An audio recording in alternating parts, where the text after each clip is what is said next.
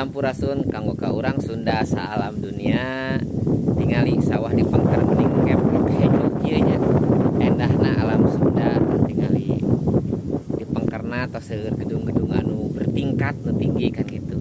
Ta urang hirup di Sunda teh kudu kacai jadi saleuwi ka darat jadi salogak tah kitu.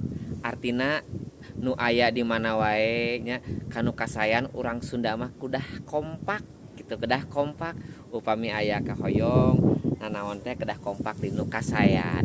Tah carana kumaha? Carana teh kan kieu nya urang gaduh peribahasana teh kieu ieu teh upami telepatnya lauk caina herang laukna beunang tah eta kan.